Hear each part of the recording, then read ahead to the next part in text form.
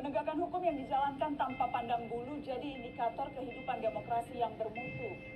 Buat apa mengklaim sebagai negara demokratis jika kepada jelata hukum justru begitu bengis?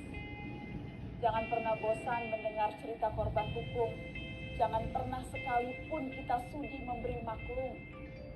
1-2 orang yang jadi korban ketidakadilan sejatinya alarm bahwa siapapun bisa kena giliran. Korban salah hukuman adalah cermin posisi warga yang sama-sama rentan berhadapan dengan alat negara. Jika proses hukum dijalankan serampangan, yang akan merajalela justru ketidakadilan. Memang tidak ada hukum yang benar-benar sempurna.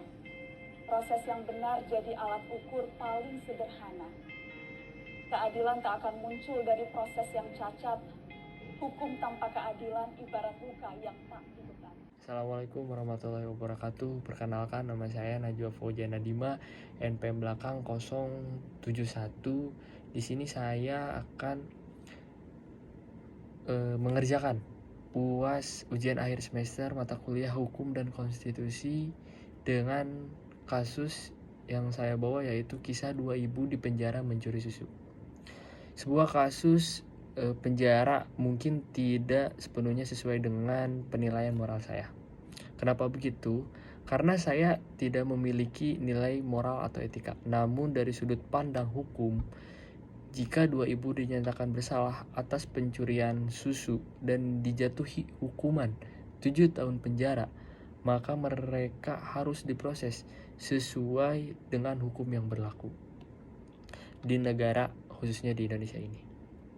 Namun saya juga berpendapat di dalam kasus ini bahwa dalam situasi seperti ini mungkin ada faktor-faktor mitigasi yang perlu dipertimbangkan sebelum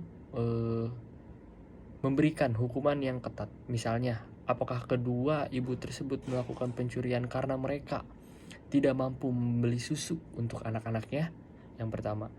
Atau apakah ada masalah kesehatan atau kemiskinan yang memaksa mereka untuk melakukan tindakan tersebut?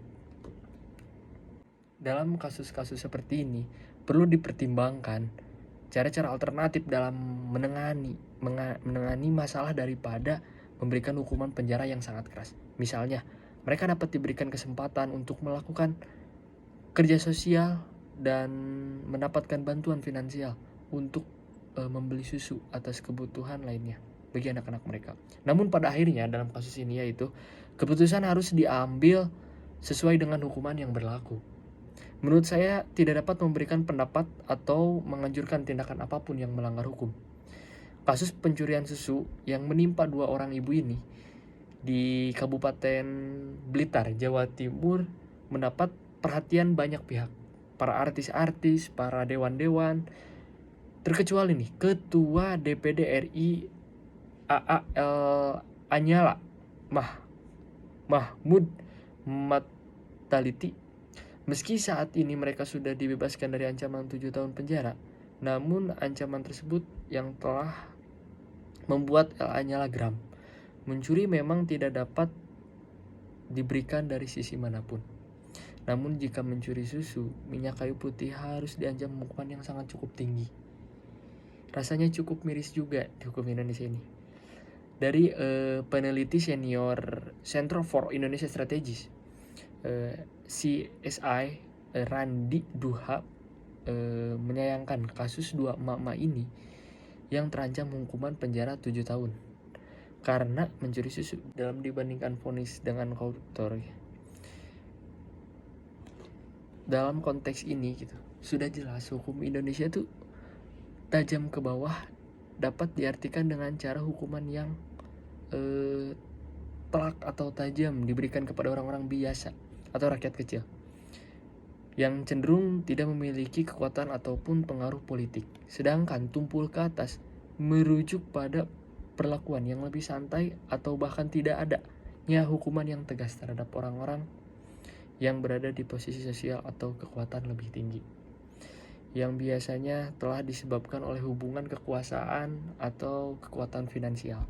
Ungkapan ini seringkali digunakan untuk mendiskusikan ketidakadilan dalam sistem hukuman di Indonesia.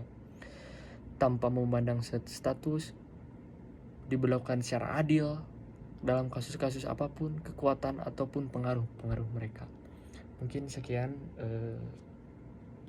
saya jelaskan tentang kisah dua emak mencuri susu. Sekian, terima kasih. Wassalamualaikum warahmatullahi wabarakatuh.